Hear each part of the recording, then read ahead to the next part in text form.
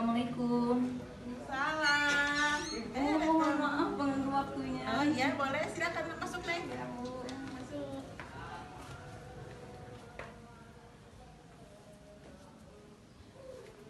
Silakan. Ibu, mohon maaf sebelumnya saya mengganggu waktunya. Perkenalkan Ibu, nama saya Tami Sri Rahayu dari Fakultas Kedokteran Universitas Muhammadiyah Jakarta Cirende, Ibu.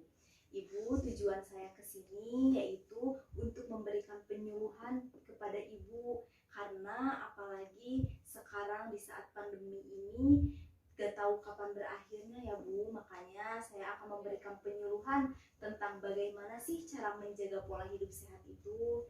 Nah, Ibu, sebelumnya saya mau tanya, Ibu sudah tahu apa itu pola hidup sehat? Ya, tahu sedikit maksudnya harus makan yang bervitamin, terus menjaga pola hidup.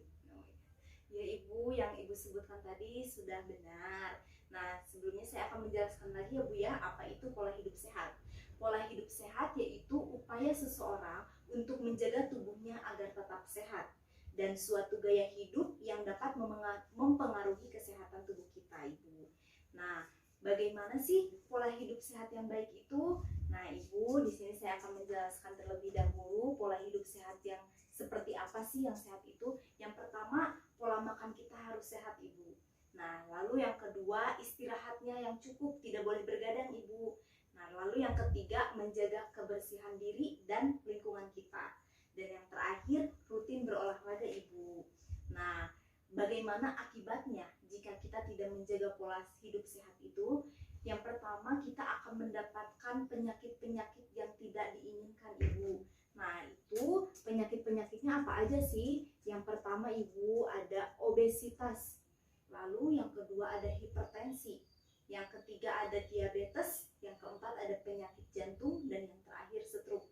Kita tidak mau kan Bu mengalami penyakit seperti ini.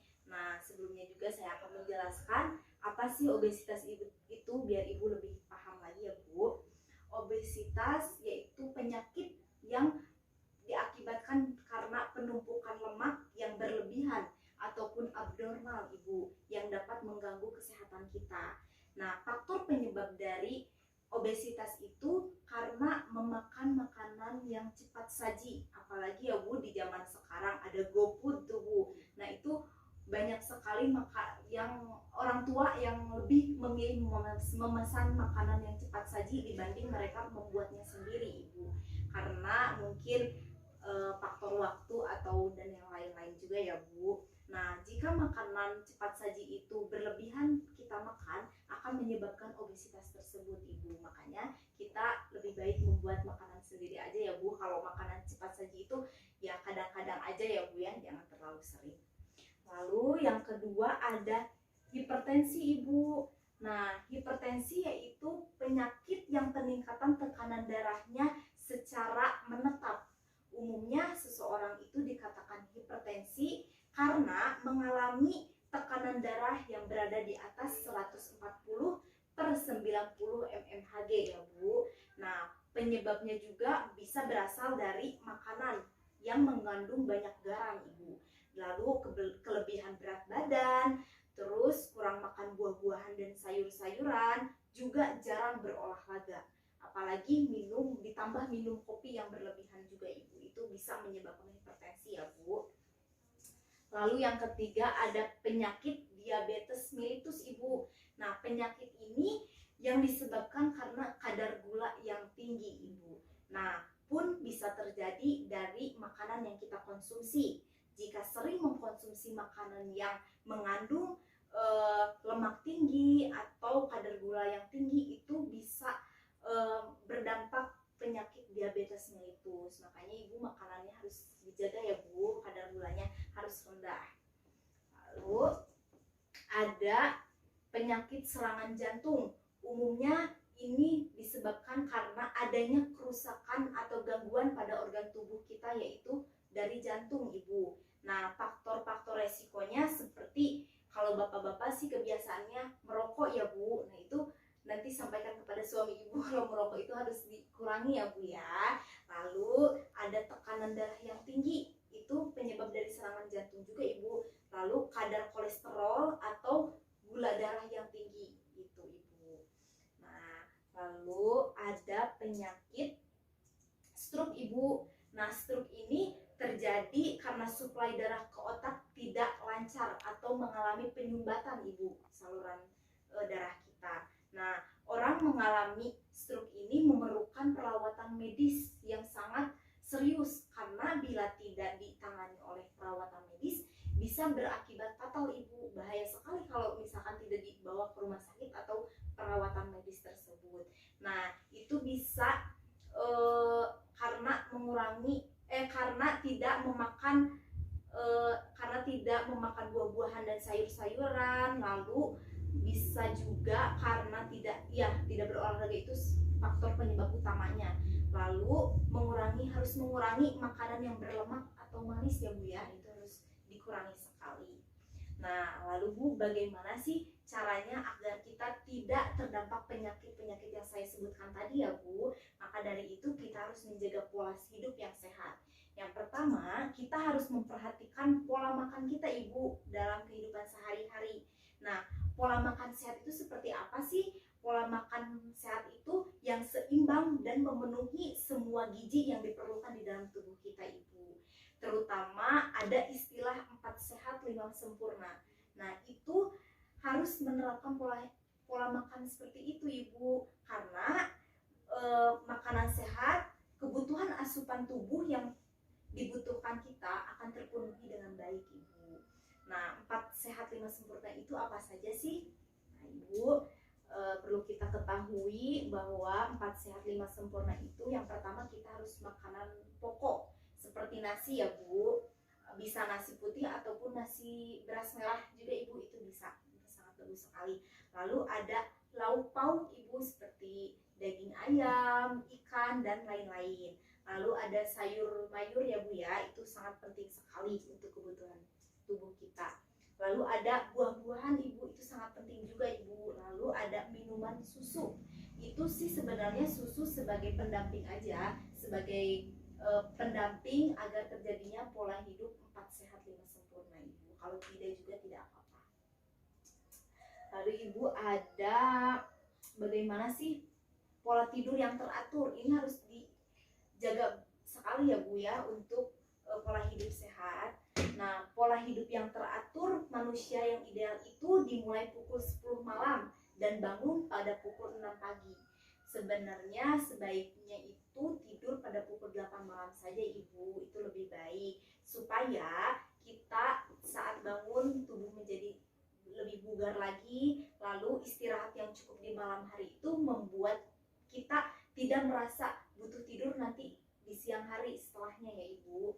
Nah, lalu ada menjaga kebersihan Ibu, ini sangat penting sekali menjaga kebersihan, karena kebersihan itu untuk memelihara kesehatan seseorang, untuk memperoleh kesehatan psikis dan fisik Ibu. Seperti apa? Lihat di gambar ini Ibu, membuang sampah pada tempatnya, lalu mencuci tangan dengan baik dan benar, dan mandi secara teratur juga ya Ibu. Nah, saya di sini akan menjelaskan dulu terlebih dahulu 6 langkah cuci tangan yang benar. Apalagi saat pandemi ini, pemerintah menganjurkan kita untuk sering mencuci tangan ya Ibu. Nah, bagaimana sih mencuci tangan yang baik? Ibu bisa mengikuti saya? Bisa. Yang pertama Ibu, kita basuhi dulu tangan dengan air ya Bu. Lalu pemakai sabun secukupnya saja Ibu, jangan berlebihan. Nanti takutnya iritasi tangannya kalau berlebihan. Lalu gosok-gosok Ibu. Yang pertama, langkah pertama, telapak tangan digosok-gosok. Yang kedua, di atas punggung telapak tangan seperti ini, dan sebaliknya sebelah kiri. Lalu yang ketiga, telapak tangan dengan telapak jari saling berkaitan Ibu. Nah gitu, bisa seperti itu dan tidak bisa. Dan yang keempat, letakkan punggung jari pada telapak satunya dengan jari saling mengunci Ibu.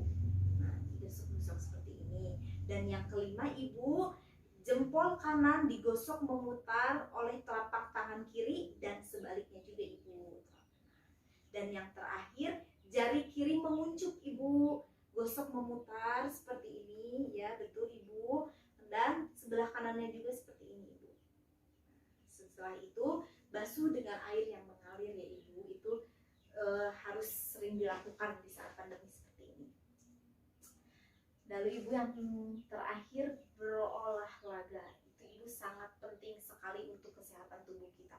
Karena dengan berolahraga aktivitas tubuh kita menjadi lebih bermanfaat juga ya Bu ya, daripada kita diam di kasur tanpa melakukan apa-apa, main handphone dan lain sebagainya. Lebih baik kita berolahraga. Itu olahraga nggak usah yang berat-berat juga Ibu, bisa seperti jalan kaki misalkan dari depan rumah ke belakang rumah secara rutin. Yang penting tubuh kita gerak aja Ibu.